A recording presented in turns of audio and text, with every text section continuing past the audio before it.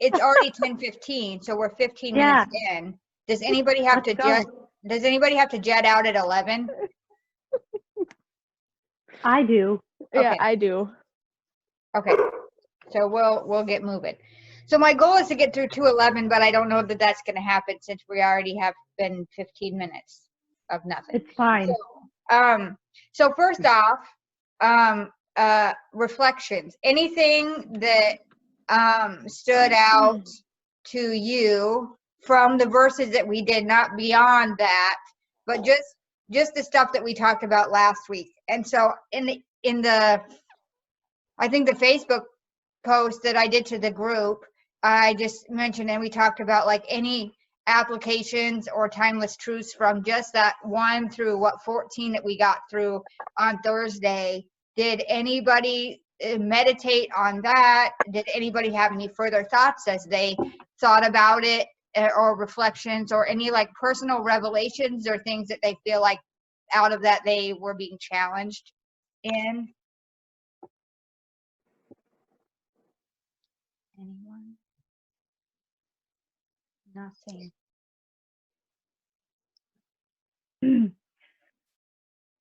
Yeah, I mean, I read through the part. I didn't get very far, but I just stuck with chapter 1, which is what we kind of talked about doing, right? What? Yeah, sorry, Mom just popped in. So where? Oh, but I was wondering. There she is, in all her beauty. Hi, Ren. Don't do that. You're gonna get stuck that way, and then it's really bad. Oh, hi, Ren. Sorry. It's okay. No worries. We're just starting. We were talking about hair for a while. So bad hair. Yeah, totally. It's fine. Hey, Mel, I was wondering if we could just do, if maybe just to kind of jog people's, minds a little bit, could we kind of review the one that we did before we left on Thursday? Mm-hmm. Remember, like, just the kind of summarize. Talking about? Yeah. Just like, I know what we talked about briefly about how you said the timeless truth, like that it's true for now, it's true for back then, like that's how we determine if something is a timeless truth, that it needs to be applicable then and applicable across, time and culture. Right. So even if you're thinking about, this is a good point to make too, is that so what was true for the Philippians, even though our cultures are different and the time is different and we experience different things in society in our own personal lives and and advancement, all that, like a timeless truth is something that is the same for us as them regardless of time. But also you can even take that into today, and so what's true for me here, or us here in the westernized culture in America, if it's timeless, it should be true for someone who lives in a developing country in Africa or wherever. It should work. That's what makes it a timeless truth. It's also cross-cultural. Does that make sense? So if something is applicable to me from the Bible, but it's not applicable to somebody in Africa, it's not probably a timeless truth. Does that make sense? Okay. Yeah. So can I give an example? Yeah. Like that's kind of extreme or whatever. It's like, and we've seen this. I mean, we've seen this. It's still very prevalent, like in different Christian, like doctrine. Doctrine or different faiths or whatever. Like God's promise to me is that I have lots of wealth. And that is promised to me, that I am wealthy, that I am whatever, that I have all these, that like isn't, that doesn't work in other, you know what I'm saying? Like that doesn't make any sense. It's not, that can't be applicable because it's not applicable to all people. If that's a promise for everyone from God, then why are there so many people that follow Jesus that are in poverty? Or countries that are in poverty? That doesn't add up, right? That's kind of like an example of there's some holes in that because that doesn't apply to everyone. You know what I'm Right. saying? Yeah. Mhm. But I'm asking if maybe like you could briefly walk us through, like, I know you had said, like, here's our color coding, here's what we did, we're inferring from this about what it was like in that culture. And then from that, we're discovering a timeless truth then to application to our lives, right? Yeah. So the way that it works is like you observe. So that's what we did. We read, we color coded, we slowed down and observed. And then from that, we interpret after we get like the understanding of people's, or of the Philippians in this case, and the time frame, and Paul's also, all that together, the historical background. So we have those two things. Those are both part of observation. And then taking those two things into consideration, we begin our interpretation.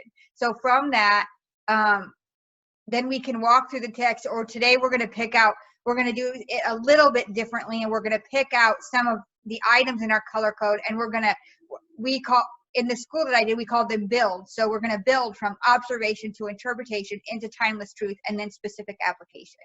So that's how it goes.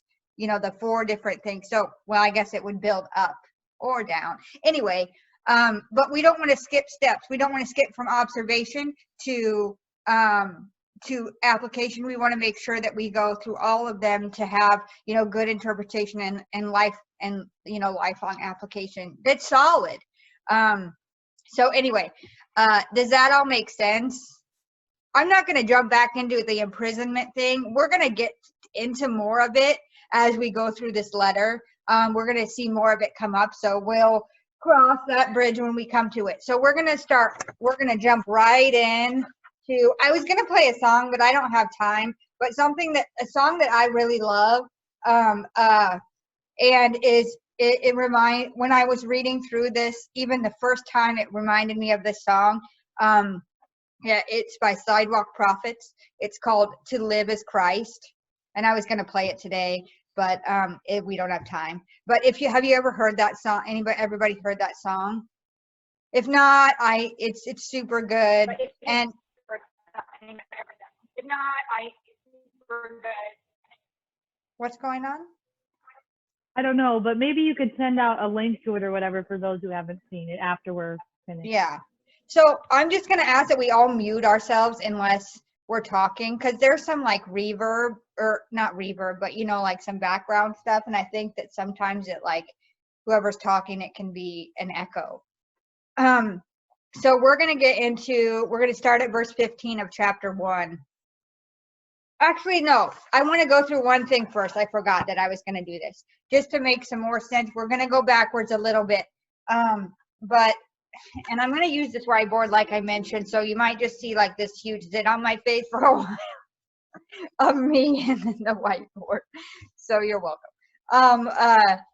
So let me know if you can't, I can see it. So we'll see how this works. So this is how, I'm just going to do an example of a build. So we're going to do we're going to observe and interpret all the way through the word gospel in the first chapter.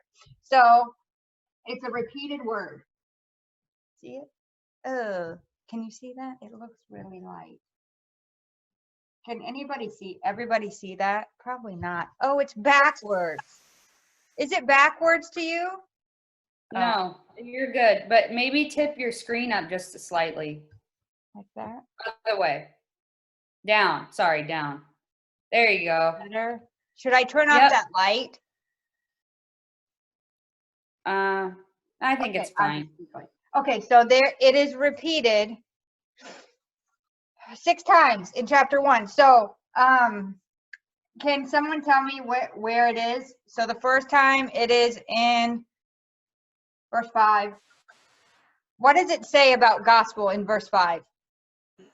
Like what is Paul saying about the gospel in verse 5? He's talking about the partnership of the Philippians with him in the gospel. Partnership in the gospel. So I'm just going to say partnership. Okay, now we're going to go to verse 7.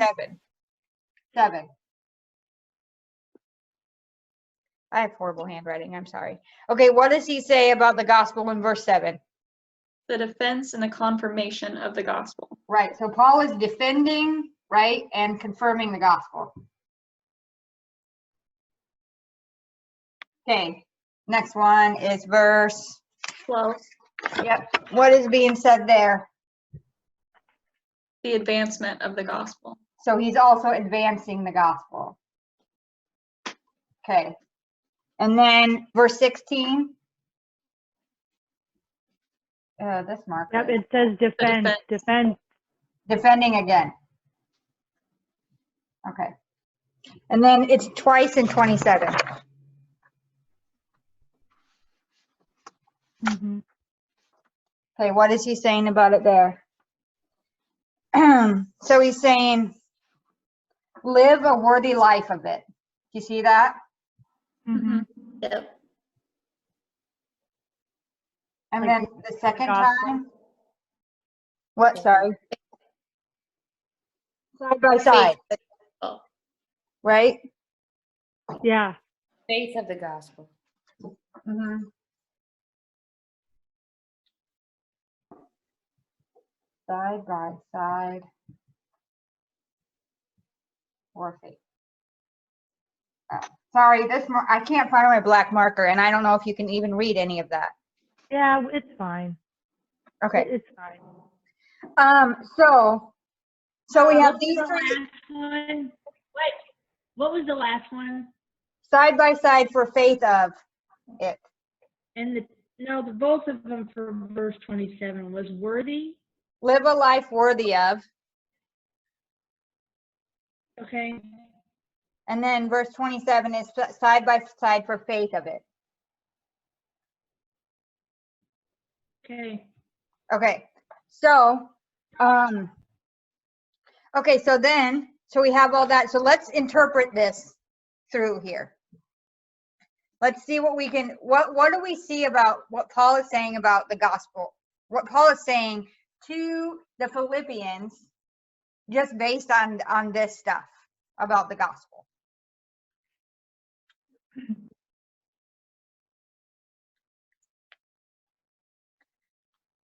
Do you want me to continue, or does somebody? Well, I think overall, like from those things, that he's telling them to, you know, be in unity and partnership with one another in living a life that's worthy in defense of the gospel.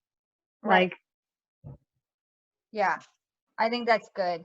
I think that we can make some like connections here that like, because they're in partnership with Paul, they're also in partnership with him in defending, confirming, advancing, or defending again. So if they're in partnership with Paul in the gospel, then they're in partnership and they're also helping him do these things, defending, advancing, and confirming the gospel, right? Because they're supporting him. And if we look further that we've read in chapter 4, they were the only ones that actually helped him and like supported him. There was a time where it was just them. So he's in prison. He's needing people to support him because that's how the prison system works back then. And these people the Philippians are doing that. And so in their partnership with him, they're also helping to advance the gospel. So then he's saying that, so you're helping me. I'm in prison here. So live a life worthy of advancing the gospel. Live a life worthy of that. So he's saying the gospel, because I'm in prison defending, advancing, and confirming it, and you're in partnership with me, this gospel is clearly worth your life. That's what I'm getting. You know what I'm saying? It's worth you living a life that points to the gospel and unity. Does that like follow all the way through? Does that make sense? yeah, that's good, Mel. Any thoughts? Oh, we're running out of time already. What? We're not. It's fine. No, I got the time limit 40-minute thing where they're like, hey, you're gonna be done. Oh, that. Oh, we'll jump back in. Yeah, so we have 10 minutes and then we'll have to just get off and on. Okay, so Yep. is this making sense how we came to that kind of not conclusion, but that all the way through with that repeated word? So, all right. Any other thoughts on that anybody wants to add? No? Can I erase this? Is anybody still using it? Just raise a hand. No? Oh, You're good. okay. So, the next thing we're going to do is jump into verse 15. So, I wish I had my other eraser. I had a big one, but I can't find it. Just It's use a lost. Kleenex. I searched and searched for it this morning and it's nowhere to be found. So the next thing is we're going to do a build through the contrast in verse 15 and 16. Okay, does that make sense? Yes. Okay. So we get this. There we get the but who. Yep. Go ahead. What did you say we were going to do through these? I'm trying to take some notes. Good.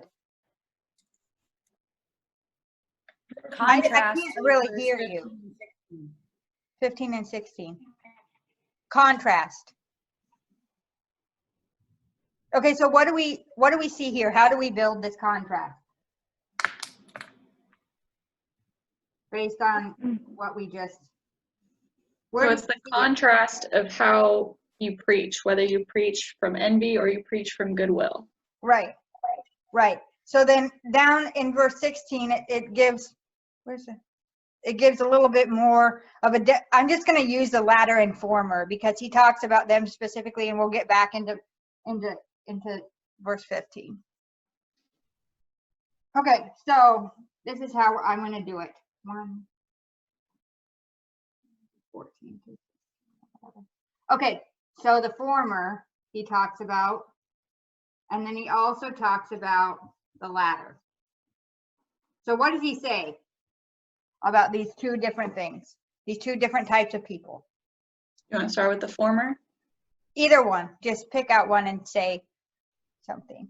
So the latter preach out of love, and they're there to defend the gospel. Yep.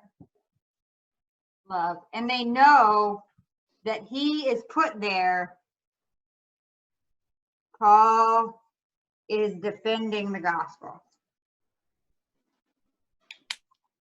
This marker sucks. Sorry.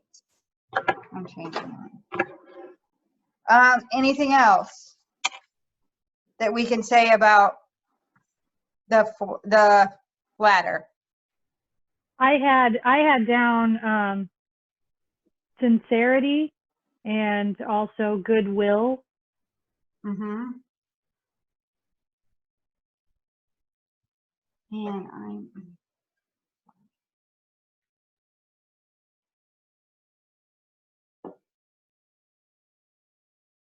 So even if we go, okay, yeah, that's good. And then I also think there may be one other thing that even though he doesn't say it directly, he's putting the words pretense or in truth. So Yeah, I think we can infer that truth would fall on the latter. Yep. In truth. Yep. Okay, so I think that's all he says about latter. Anybody, any ideas about former? They're selfish. What does he actually say? They use Christ in order for their own gain, but it's a selfish gain. Right. So that, you're right, but that's getting like into the interpretation of it. So right now, like just like what is he actually, what are the words that he actually uses? Does that make sense? Selfish ambition. Where is that? It's in 17. The former proclaimed Christ out of selfish ambition, I'm not sorry, I was sincerely. looking at the wrong thing. My bad. I'm sorry, Cleo. No, that's okay. Okay. And then anything else that they're saying, he's saying about them? Yeah, he says to afflict me in my imprisonment. So affliction or that, afflict me in my imprisonment. Affliction of Paul. Okay, and then in verse 15. Envy and rivalry. Okay. And then we could add pretense because they are. So what does that mean? What does that mean, pretense and pretense? I don't really know. I mean, that's not really that important, I suppose. Okay. It means a false appearance or action intended to deceive. Oh, deception. Under false pretense, that would be. Huh. Well, okay, so that's what we have now. So let's take this into interpretation. Let's even take it a little bit further. What does Paul say to this in 18? After he describes these two types of people, how does he respond? You want to go ahead, Chris? He says no matter what of all this, that regardless of if they're on either side, that he's rejoicing in the fact that the gospel is being preached, that Christ is being proclaimed, and in that he rejoices. Mm-hmm. Okay, yeah. So in every way, whether in deception or in truth, right? If the motive is truthful or it's deceiving, you know, if they're coming from the wrong place, that Christ is being proclaimed and he's going to be joyful about that. Mm-hmm. Yeah. Any thoughts on that? Like taking that into either an interpretation or timeless truth? Like,